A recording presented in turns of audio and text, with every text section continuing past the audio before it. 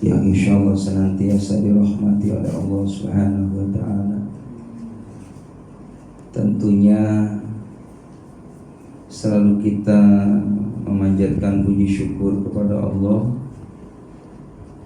karena dengan nikmat taufik inayah hidayahnya lah kita bisa beribadah kepada Allah Subhanahu wa taala.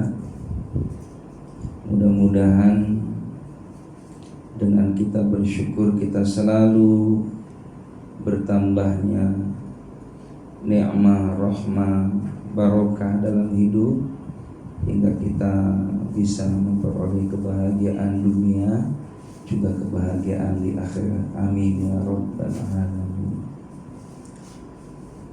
Salawat dan salam semoga terlimpah curahkan keharibaan Nabi kita Muhammad sallallahu alaihi wasallam yang telah membawa ajaran agama Allah minaz zulumati ilan nur, dari zaman kegelapan menuju jalan yang penuh dengan hidayah. Kalau dulu di zamannya Nabi Muhammad, kenapa disebut jahiliyah? Karena memang mereka menyembahnya berhala, benda mati yang tidak memberikan manfaat atau madarat sedikit pun ya, maka itulah disebut jahiliyah.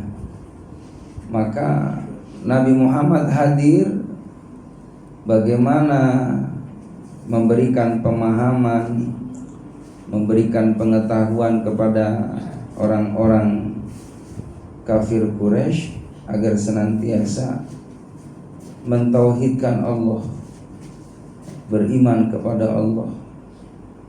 Makanya itulah tugas yang mulia Nabi Muhammad SAW, menyampaikan kebenaran walaupun memang tantangannya luar biasa.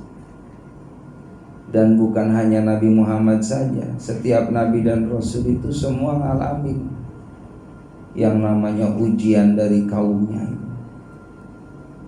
Dari zamannya Nabi Adam, Idris, Nuh, Hud, ya, Soleh. Di zaman Nabi Soleh itu ya ditantang oleh kaumnya, wahai Soleh, kalau kau benar-benar sebagai Nabi dan Rasulnya Allah, bisakah engkau mengeluarkan ya onta tanpa daripada induknya? Maka Nabi Soleh ditantang seperti itu, ya udah langsung nyerah ke Allah. Ya Allah, kaumku ini menantang aku untuk membuktikan ayat-ayatmu ya Allah. Keluarkan dari celah bebatuan gunung itu supaya keluar onta.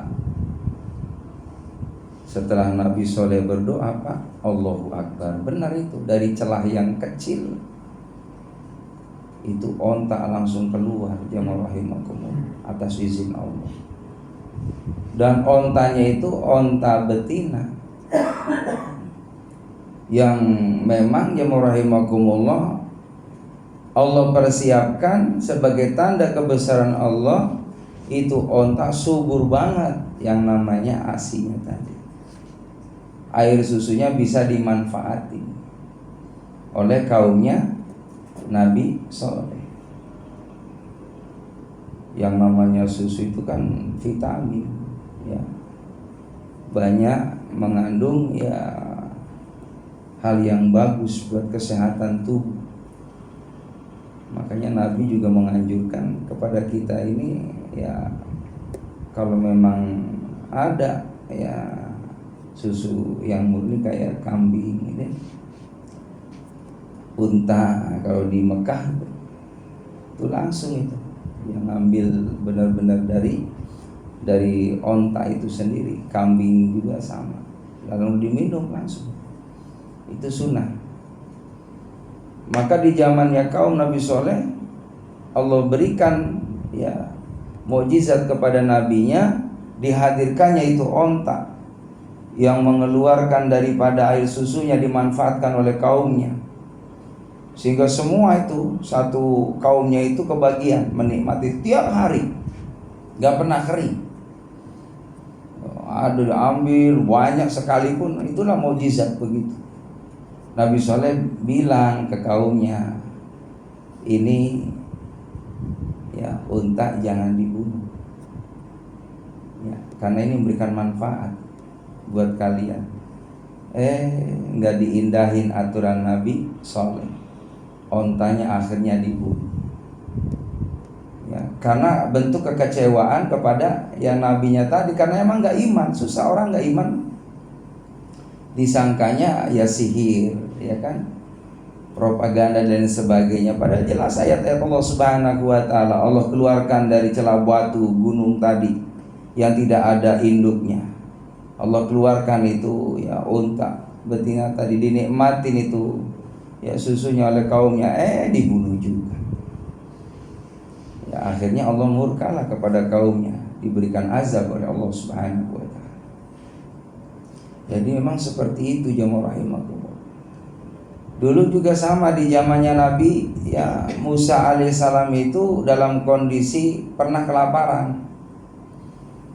Ya karena memang diboikot oleh Fir'aun, ya, sehingga tidak ada yang namanya sumber makanan. Maka Nabi Musa berdoa kepada Allah Subhanahu wa taala supaya diberikan makanan dengan caranya Allah. Maka Allah Subhanahu wa taala turunkan yang namanya buah. Ya.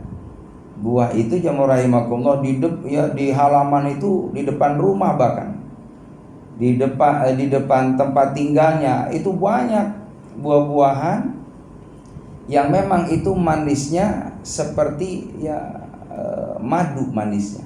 Itu yang dalam Al-Quran itu namanya ya manna wa salwa. Mungkin Bapak pernah dengar ya, makanan mana ya. Makanan mana ini buah yang Allah hadirkan di zaman Nabi Musa untuk kaumnya sebagai tanda kebesaran Allah Subhanahu wa taala, supaya jangan kelaparan. Ini lamanya selama 40 tahun, Pak. Di sisi lain juga ada buah-buahan yang lain, tapi tidak seenak mana itu.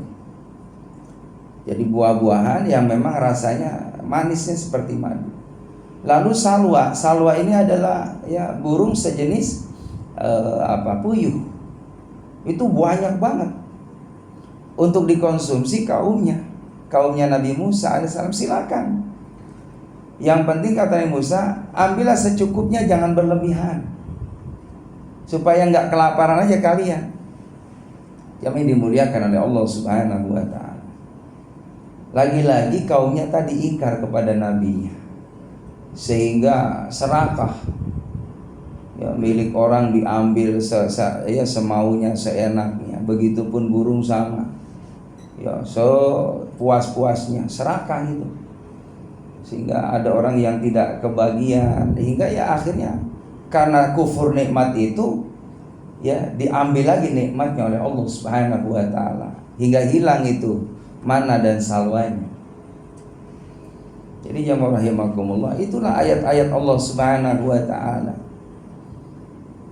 Begitupun di zamannya ya Nabi kita Muhammad sallallahu alaihi wasallam, jamaah rahimakumullah, itu mengalami yang namanya ya orang-orang di pesisir, dia butuh yang namanya ikan segar, karena memang sulit untuk memperoleh ikan. Maka Nabi Muhammad SAW berdoa kepada Allah Subhanahu wa taala, ya Allah, keluarkan ya ikan-ikan yang ada di laut untuk bisa mencukupi nih orang-orang yang dalam kondisi kesulitan. Doanya Nabi diijabah sama Allah. Ikan banyak banget, Pak. Diambil, cuma Nabi pesan jangan berlebihan, udah secukupnya aja. Lagi-lagi seperti itu. Emang manusia itu kan wa qalilum min ibadiyasy syakur, sedikit sekali hamba Allah itu yang mau terima kasih kepada Allah. Kadang ya ingkar atas nikmat Allah. Yang dimuliakan oleh Allah Subhanahu wa taala. Maka setiap nabi dan rasulnya Allah itu diuji oleh Allah Subhanahu wa taala menghadapi kaumnya agar senantiasa terus sabar dalam berdakwah menegakkan agama Allah Subhanahu wa taala. Makanya namanya dakwah itu kewajiban, Pak. Selama di muka bumi ini masih ada orang yang mengajak kebaikan, maka masih diturunkannya rahmat dari Allah.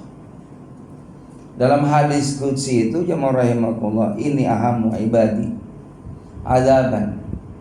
Aku ini kalau udah lihat ya kaumku di muka bumi ini ingin rasanya menurunkan yang namanya bala, bencana, kesulitan hidup. Tapi ketika Allah Subhanahu wa taala melihat masih ada suara azan dikumandangkan di masjid, di mushola, maka reda murkanya Allah. Jadi ini kemaksiatan udah merajalela, udah sulit dibendung. Makanya untuk mengimbanginya ada dakwah. Selama ada amar ma'ruf nahi mungkar, maka disitulah Allah masih perhatikan negeri itu. Kita lihat Pak, cerita-cerita di luar sana, Masya Allah, ya banyak yang namanya negeri yang diperingatkan nama Allah sampai digoncangkan buminya sedahsyat-dahsyatnya. Banjir bandang yang luar biasa, menghabiskan yang namanya bangunan, ya materi yang dia punya. Maka itu ayat dari Allah Subhanahu wa taala. Karena zaharul fasadu fil bari wal bahr bima kasabat aydin nas. Kerusakan di daratan dan di lautan itu disebabkan oleh manusianya itu sendiri sebenarnya. Karena Allah kan punya sifat rahman, pengasih kepada hambanya. Cuman manusianya ini tidak mau terima kasih. Maka selalu diperingatkan oleh Allah Subhanahu wa taala. Maka ketika masih ada azan dikumandangkan, kalimat Allah masih disebut oleh hambanya, maka tidak jadi yang namanya Allah turunkan bala, musibah. Begitupun ketika ada anak-anak kecil yang memang ingin belajar ilmu Allah Subhanahu wa taala, belajar Al-Qur'an, memahami, menghayati Al-Qur'an dan niat sungguh-sungguh mau mengamalkan Al-Qur'an, maka disitulah reda murkanya Allah Subhanahu wa taala. Jadi kalau masih ada anak-anak mau belajar ngaji ini masih zona aman gitu. Kalau kata Imam Ghazali ini, kalau ada di lingkungan masih ada anak-anak giroh untuk belajar agama, maka di situ tempat bakal diberikan berkah oleh Allah. Tantangan begitu kita Pak, di mana-mana anak-anak tuh kalau udah ya lulus SD aja udah selesai ngaji. Ya. Alasannya begitu, banyak kegiatan dan lain sebagainya. Padahal baru khatam Iqra. Mau Al-Qur'an masih jauh, belum ilmu tajwid, belum fasahahnya, makhrujul hurufnya, belum lagi kita belajar bagaimana ya sebab turunnya ayat-ayat itu. Belum lagi belajar hadisnya, ilmu fikihnya, akhlaknya. Itu lagi butuhnya ilmu, kadang berhenti di SMP. Ini di mana-mana keluhannya seperti itu. Saya ngisi taklim di masjid-masjid. Ini Pak Ustadz yang namanya ngumpulin remaja susahnya minta ampun. Tapi Al-Ihsan insya Allah ya aman ya. Yang tua-tua yang semangat ya. Yang muda-muda Masya Allah. Ya Allahu Akbar. Itu benar Pak. Susah banget Pak Ustadz ngajak anak muda. Ya, jangankan yang muda, yang tua juga sama. Ya Allahu Akbar. Tapi kita alhamdulillah terus ada ya mujahadah. Kita yang sudah menikmati ketaatan terus kita jaga keistiqomahannya. Karena yang ngerasain itu kan ibadah kita. Yang ngerasain jiwa tenang, berkahnya hidup. Ya kan? Terus lagi kita nih orang yang selalu ingat kepada Allah Subhanahu wa taala, maka insya Allah terpeliharanya namanya hidayah. Hidayah itu kan mahal Pak. Ada orang yang sampai wafat tidak dapat hidayah. Ya, sampai meninggal dunia Masya Allah, itu sampai yang jaga sholat 5 waktu nggak dapat. Ya, dapatnya hanya Jumat doang, itu pun masih alhamdulillah seminggu sekali datang Jumat. Ada juga yang nggak Jumat orang Islam Pak. Ya ketemunya hanya Idul Fitri, Idul Adha doang karena malu sama tetangga. Ada yang begitu karena apa? Faktor hidayah. Nah kita alhamdulillah Kita jauh dari semua itu. Kita alhamdulillah bisa menikmati semua. Ya sholat fardunya, ya begitupun sholat sunnah nawafilnya, ya Jumatnya alhamdulillah. Bukankah kata Nabi, orang yang menjaga sholat Jumat ketemu dengan Jumat itu ada penggugur dosa di hadapan Allah. Lah bagaimana tuh orang yang berani ninggalin Jumat? Gak ada jaminan dapat ampunan Allah Subhanahu wa ta'ala. Dosa ya iya. Bahkan dalam satu riwayat, kalau ada orang Islam ngaku umat Nabi Muhammad 3 kali sholat Jumat dia tidak Jumat, maka kategorinya nifaq, munafik. Berat orang munafik itu, kecuali ada uzur syar'i. Kalau ya uzur syar'i itu dimakfu sama Allah, seperti sakit, dalam perjalanan musafir, niat mau Jumat ternyata nyari masjid nggak ada, selesai 12:30 udah pada kelar semuanya, ya udah sholat zuhur karena memang darurat. Tapi kalau tidak ada alasan syar'i, jamaah rahimakumullah, kita kudu datang sholat Jumat, karena itu panggilan Allah Subhanahu wa ta'ala untuk meraih kesuksesan. Ya ayyuhalladzina amanu idza nudiya lis-sholati min yaumil jum'ah fas'au ila dzikrillah wa darul bai'. Wahai orang-orang yang beriman, apabila diseru untuk melakukan sholat Jumat, maka bersegeralah untuk datang.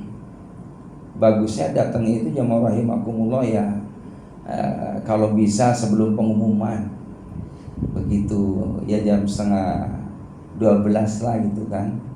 Kalau udah jam kurang 5 menit biasa pengumuman tuh pengurus ya, baru pada datang gitu kan. Ada lagi yang udah azan baru datang, padahal dari tadi udah ada di rumah. Saya pernah jemaah rahimakumullah, mohon maaf ya, saya datang di masjid, masya Allah, emang udah biasa berarti nih. Saya datang ke situ Pak, 5 menit lagi mau azan, datang itu pengurus ngumumin, yang ada saya doang Pak di situ, baru datang atu ya Allah. Walaupun mohon maaf datang juga, jamaahnya datang, tapi itu tadi melambat-lambat. Giliran azan baru pada datang. Berarti kan keutamaan hari Jumat itu banyak yang ditinggal. Kalau bisa ketika datang jamaah rahimakumullah, usahakan sholat syukrul wudu dulu, lalu tahiyatul masjid. Lalu kita kalau ada waktu lagi jamaah rahimakumullah, silakanlah mau tilawah Al-Quran, mau berzikir. Usahakan, kata Nabi, kalau hari Jumat, Nabi sampaikan dalam hadisnya, sebaik-baik amalan di hari Jumat atau malam Jumat adalah perbanyak sholawat kepada Nabi Muhammad sallallahu. Perbanyak sholawat malam Jumat, hari Jumat, dan usahakan berdoa di saat khotib lagi duduk antara 2 sujud. Minta kepada Allah, itu saatul mustajab. Berdoa kepada Allah Subhanahu wa ta'ala. Kalau bisa rangkaian itu kita penuhi jamaah rahimakumullah. Kita dapat itu syukrul wudunya, tahiyatul masjidnya, lalu kita qabliyah Jumatnya, mendengarkan khotib ya dengan ya khusyuk, tadarru, tawadu, karena itu bagian daripada rangkaian ya ibadah Jumat. Jadi jangan sampai jamaah rahimakumullah di saat hari Jumat kita dengerin khotib gitu kan, sampai kita tidur gitu ya. Tidurnya nyenyak banget ya, sampai dibangunin Pak, bangun ya, bangun saking khusyuknya Pak. Itu kalau emang pikirannya udah los, ini batal itu Pak. Kalau los ya, kata ulama, selama masih ada lamat-lamat gitu ngedengerin ada suara, itu nggak batal selama duduknya netep gitu, nggak batal. Karena yang ngebatalin kita wudhu ini tidur. Kalau udah las gitu, udah apalagi ngimpi gitu kan, wah udah batal itu. Jadi sayang Jumatnya dia. Itu orang pada berdiri Pak, khusyuk dia bangun baru dia Allahu Akbar. Ya kan sayang. Khutbah Jumat paling berapa sih? 10 menit, 15 menit. Nah, jangan lama-lama juga khotib Pak. Iya, ada tulisan tuh 15 menit khotib. Jangan setengah jam. Khotib setengah jam, kan banyak juga orang Jumat, ada yang mungkin ada keperluan ya, kerja gitu kan, orang yang udah uzur. 10 menit aja intinya gitu. Jadi di ada apa namanya waktu yang kira-kira pas lah, jangan juga terlalu lama. yang dimuliakan oleh Allah Subhanahu wa taala. Jadi selama masih ada yang namanya anak-anak ngaji tadi itu belajar Al-Qur'an, masih aman kita nih. Masih diperhatiin sama Allah. Lalu yang ketiganya, selama ada orang yang memang itu mau menghubungkan tali silaturahim, ya, terus dijalin ukhuwahnya, persaudaraannya, jangan putus persaudaraan di antara kita. Kan memang yang namanya kita nih ikhwanul muslimin ini dunia akhirat Pak, bakal ketemu nanti dalam sorga. Amin ya rabbal alamin. Insya Allah. Jadi orang yang beriman, orang yang soleh itu yang satu frekuensi Pak, antar ketemu di sorga. Sama orang tua kita nih yang mohon maaf belum ketemu nih sama kakek nenek kita dulu, bakal ketemu nanti di sana. Kehidupan akhirat itu kan abadi Pak. Di dunia mah 60-70, nggak lama. Nanti di alam barzah dihidupin lagi di sana Pak. Nanti amal kita itulah yang membahagiakan kita di sana, yang nunggu kita di sana tuh ya sholatnya udah nunggu di sana, zikirnya Bapak, sodakonya Bapak, taklimnya Bapak, baca Al-Qur'annya Bapak, berbuat baiknya Bapak terhadap keluarga, terhadap sesama, itu udah menanti di sana, udah nunggu. Al-qabru sundukul amal, kubur itu tempatnya amal soleh. Jadi orang kalau udah punya bekal mah enak, siap kemana aja nggak bakal khawatir. Jadi jangan sampai kita mau pulang ya rahimakumullah nggak bawa bekal kan, ya kita nggak bakal pede, nggak bakal aman. Jadi orang-orang yang tenang itulah orang-orang yang persiapkan dirinya untuk berjumpa dengan Allah Subhanahu wa taala. Jemaah yang dimuliakan oleh Allah Subhanahu wa taala, jadi yang namanya dakwah itu adalah kewajiban. Setelahnya Nabi sudah tidak ada, maka diteruskan oleh para sahabat. Sahabat juga sama berdakwah. Setelahnya tiada Nabi Muhammad, diteruskan Abu Bakar, Umar, Utsman, Ali. Terus lagi ya cucu-cucunya Rasulullah, ada Hasan, ada Husain. Terus lagi para tabi'in. Bahkan menurut riwayat itu jemaah rahimakumullah, para sahabat itu diutus di seluruh penjuru dunia, di setiap negara. Bahkan mungkin Bapak pernah dengar ada di daerah seberang itu makamnya sahabat, daerah seberang. Karena memang diutus ya kan para utusan Nabi itu ke seluruh penjuru bumi ini, termasuk para sahabat. Terus lagi zuriatnya para orang-orang saleh ya, di antaranya zuriat Nabi Muhammad. Kalau kita kenal ya, ada para wali, itu ada nasab keturunan dari baginda Nabi kita Muhammad SAW. Kalau tidak ada juru dakwah yang rahimakumullah, ya terus akan adanya yang namanya kesyirikan, ya kan, kekufuran, kekafiran terus. Maka dalam Al-Qur'an itu kuntum khairu ummatin ukhrijat linnas ta'muruna bil ma'ruf wa tanhauna 'anil munkar wa tu'minuna billah. Hendaklah di antara kamu ada yang mengajak kepada kebaikan, amar ma'ruf nahi mungkar. Ya, jangan sampai jemaah rahimahullah kemungkaran dibiarkan begitu saja. Padahal kita tahu ada kemungkaran dibiarkan begitu saja, ya kita akan mendapatkan sanksi di hadapan Allah SWT. Nabi sampaikan, man ra'a munkaron mangkana munkaron fayughayyir biyadi. Kalau kamu melihat suatu kemungkaran, rubah dengan kekuasaan. Fa ilam yasati, enggak mampu dengan kekuasaan, dengan ya kedudukan kita, jabatan kita, ya dengan bilisan, dengan dakwah. Fa ilam yasati, enggak mampu dengan lisan, ya dengan apa? Dengan doa. Dzalik adaful iman. Kalau kita hanya doa saja, itu termasuk selemah-lemahnya iman. Padahal kita ada kemampuan untuk merubah dengan kekuasaan tadi. Ada kemampuan kita dengan lisan menasehati, tapi kita tidak mampu, tidak berani, hanya dalam hati doang, itu termasuk lemahnya iman. Maka ya ketika punya ya kapasitas di situ, harus kita berani amar ma'ruf nahi mungkar. Itulah para sahabat.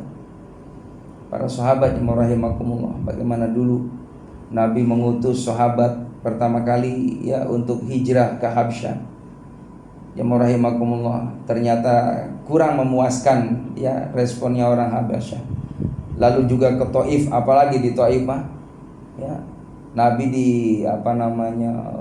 disambit ya, disakiti fisiknya sehingga tidak mampu lagi jamaah rahimakumullah, Nabi berangkat ke Madinah. Ternyata memang hasilnya dari perjuangan itu ya memuaskan. Nabi Muhammad berhasil dalam berdakwah walaupun melalui tadi bermacam-macam rintangan, tantangan, ujian yang luar biasa. Maka yang dimuliakan oleh Allah Subhanahu wa taala, ya setelahnya tidak ada para sahabat, adanya tabi'in, tabi'in, para alim ulama. Nah, sekarang ini ada alim ulama, warasatul anbiya. Al ulama sirajul mukmin. Ulama itu adalah penerangnya orang yang beriman. Maka selama masih ada ulama, lalu ulama juga menyampaikan pengetahuannya kepada jamaahnya untuk mau diamalkan bersama-sama fastabiqul khairat, maka ulama tadi mendapatkan pahala yang besar dari Allah Subhanahu wa taala. Asal niatnya tadi karena Allah Subhanahu wa taala. Memang yang namanya dakwah itu udah ya harus benar-benar tulus karena Allah. Ya, tuluskan Allah Subhanahu wa taala, bukan mengharapkan imbalan. Sebab jangan kau ya jual agamamu dengan materi yang tidak ada nilainya, Pak. Jadi kalau orientasinya hanya materi, jamaah rahimakumullah, itu udah salah niat. Ya. Karena Allah akan memberikan tergantung apa yang diniatkannya itu. Tapi kalau kita niatnya karena Allah Subhanahu wa taala, Allah kasih semuanya. Dunia dengan sendirinya mengikutinya kalau kita benar-benar lillah karena Allah Subhanahu wa taala. Sampaikan pengetahuan tentang ibadah sholat kepada jamaah karena Allah, tentang saum, tentang zakat, tentang haji, tentang jihad, tentang ya ibadah-ibadah yang lainnya karena Allah Subhanahu wa taala. Maka jamaah rahimakumullah, itu yang bernilai di mata Allah Subhanahu wa taala. Lalu timbul pertanyaan, bagaimana Ustaz kalau seandainya gitu kan ada seorang ya pendakwah, seorang alim menyampaikan ilmunya, lalu ada pemberian dari jamaahnya, itu namanya hadiah. Kalau hadiah ya diterima, namanya hadiah. Begitu dulu ada sahabat begitu, Pak. Jadi ada sahabat yang rahimakumullah ketika berdakwah di suatu kampung, ternyata ya tadi berkesan mungkin dakwanya. Pulang-pulang dikasih kambing, Pak. Ini diterima enggak gitu kan? Yang namanya orang dikasih, Pak, ya dibawa pulang. Karena memang jamaah rahimakumullah, antara asatid ulama dengan jamaah ya tadi ada timbal balik juga gitu kan. Ya walaupun ikhlas, Ustaz kan kadang ikhlas gitu kan. Ya ikhlas. Tapi kita sebagai jamaahnya jamaah rahimakumullah, kalau mungkin kita ada rezeki mau berbagi dengan orang yang menyampaikan ilmu, sah-sah saja. Dulu Imam Syafi'i jamaah rahimakumullah izin ke ibunya. Bahkan ibunya nyuruh, Syafi'i jangan kamu pulang. Ini tinggal di Madinah Imam Syafi'i. Jangan dulu pulang ya sebelum kamu bawa ilmu. Makanya rahimakumullah Imam Syafi'i nurut nih sama orang tua. Kenapa? Karena yang namanya dengan ilmu itulah kamu dimanapun tinggal akan hidup. Al ilmu nurun, ilmu itu bercahaya. Al jahlu dzulmun, orang bodoh itu susah hidupnya.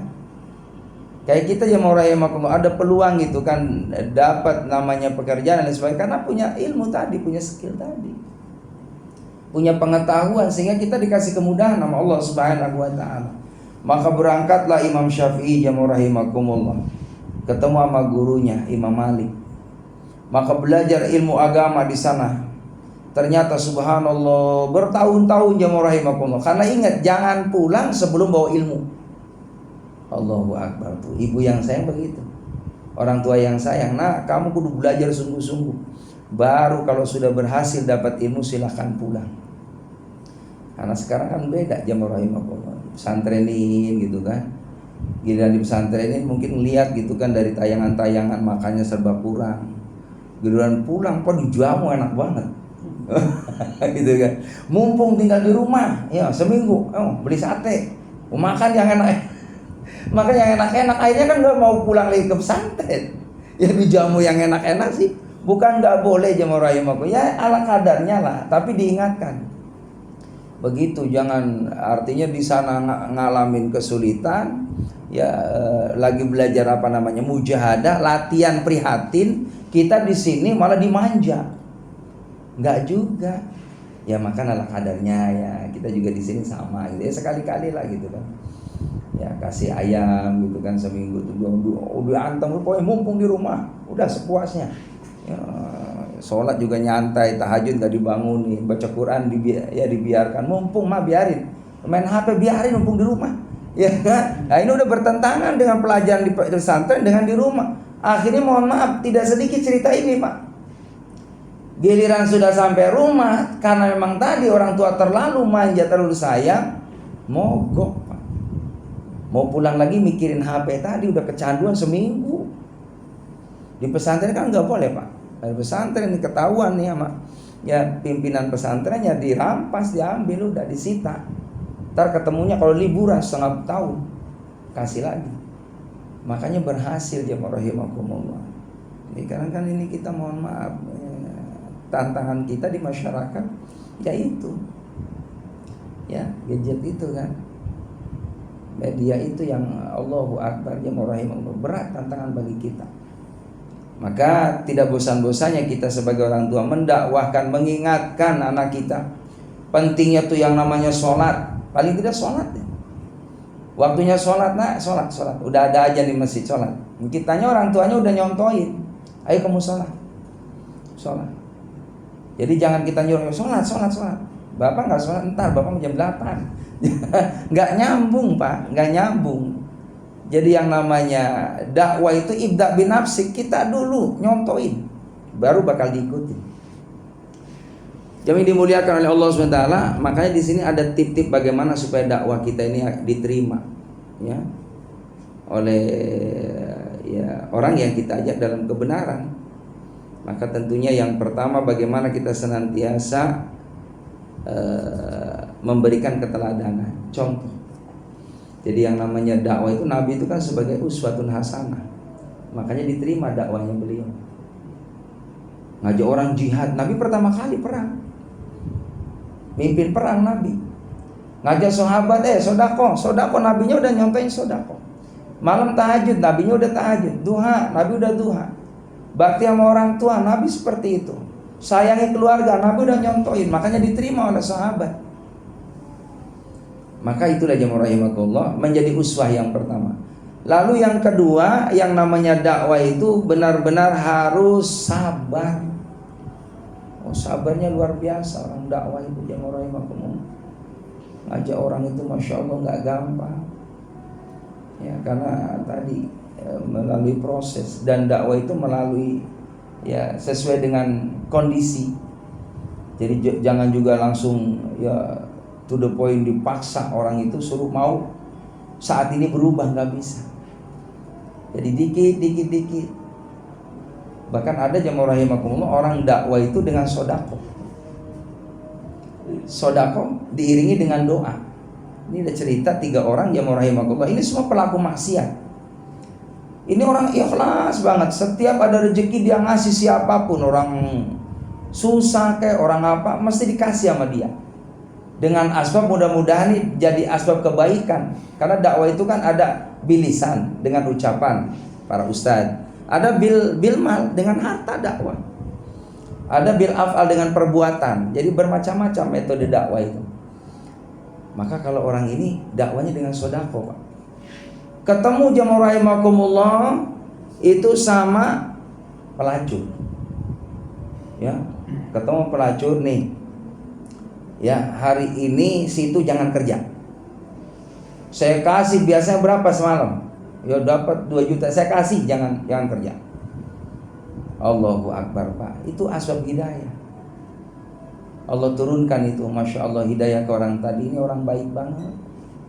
Lalu diterangin ya bagaimana yang namanya ya kerugian besar bagi orang yang maksiat. Coba kalau seandainya situ lagi maksiat lalu diwafatkan oleh Allah, bagaimana kerugiannya di hadapan Allah. Maka ya dengan cara tadi orang yang dermawan tadi, dakwahnya dengan sedekahnya supaya dia tidak melakukan kemaksiatan di malam itu, dia mendapatkan pahala yang besar di mata Allah Subhanahu wa taala dari dakwahnya. Lalu yang kedua jemaah rahimahullah, ya dia sedekah ketemu sama pencuri. Karena memang udah tahu nih udah tenar nih orang ini tukang nyuri nih. Dia datengin, Pak, Ini malam ini saya ngasih sedekah Pak, tolong kebiasaan buruk ditinggal. Ternyata dapat ya dengan tulusnya berbagi dakwah melalui mal tadi, alhamdulillah terketuk hatinya, dia berhenti. Lalu yang ketiga, ada orang yang kaya, dia bakhil jamaah rahimakumullah, nggak pernah sedekah, dikasih juga sama dia. Akhirnya dia mikir, ya Allah, ini orang susah aja masih ngasih saya. Saya kaya raya nggak pernah ngasih ke orang.